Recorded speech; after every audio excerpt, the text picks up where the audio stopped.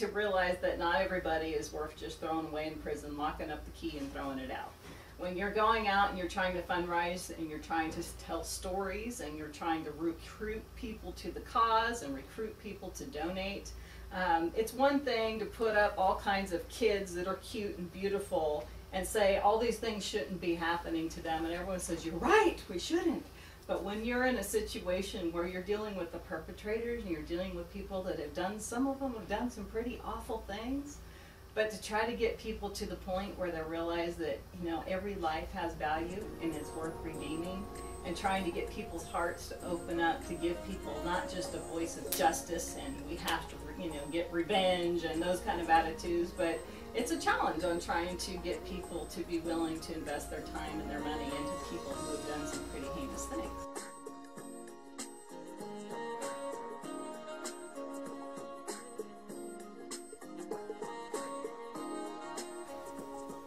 If one is thinking about volunteering to provide assistance to inmates in prisons, my recommendations would be for that person to meet with other volunteers that have been doing that to get a feel for what's involved, for that person to go on a visit, a tour of a prison, to experience for themselves what that's about. And if they're connected with the church, to talk with the elders about how best they could make a contribution to inmates. There's many different ways to do that. One can write, one can visit face to face, one can read the Bible. The elders of the church would know how best to do that, and so would other volunteers. I would suggest very strongly that the potential volunteer understands that this is serious business, take it seriously, be real with it, and what they're about is to contribute to another human being.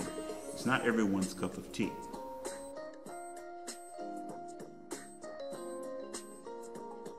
A person has done 10 years in prison and he has no hope, and you provide him the word and he gets that, and you can look in their eyes and all of a sudden you see this rapid change. He goes from hopelessness to, hey, there's an answer, I want to study, all right?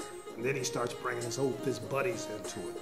And now all of a sudden you've got this person that you invited to read the Bible, you talk to him, and now all of a sudden he's a disciple out there. And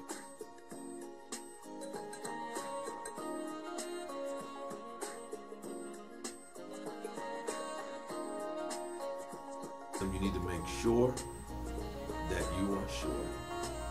And you need to really evaluate your reasons. Why do you want to go and minister to someone in prison? And I don't have any idea what your motives might be, but you need to be sure. You need to talk to your pastor, your leadership. You need to, if you're married, you need to make sure your spouse is okay with this. But you need to make sure your motives are really clear. This is not a picnic. Guys and ladies are in prison. They're not there for missing Sunday school.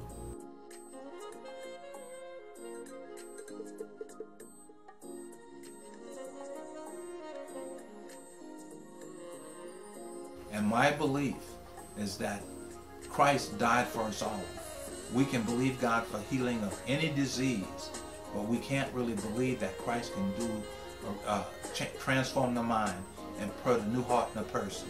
So that's the challenge for all of us, to begin to live as Christ lived, love as Christ loved, and die to ourselves, that we would be able to be more like Christ in everything that we would do.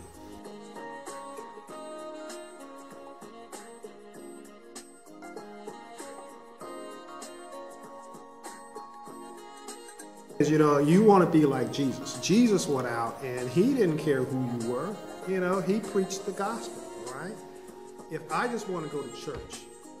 Jesus said in Matthew chapter 25, verse 36, I was in prison and you came unto me.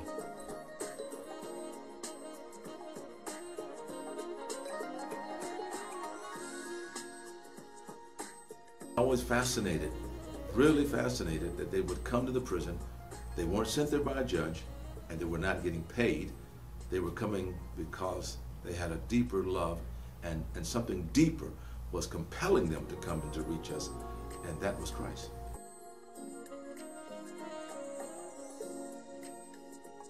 If you're a Christian and you're looking at this and you're hearing my voice, I'd like to just humbly remind you about the verses in the Bible that talk about visiting inmates in prisons.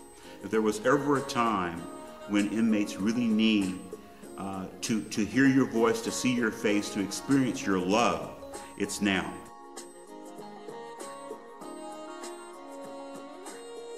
Alex Haley was fond of saying, whenever you see a turtle on top of a fence post, you know he had help getting there. And there's not a man or a woman who's locked up right now who can make it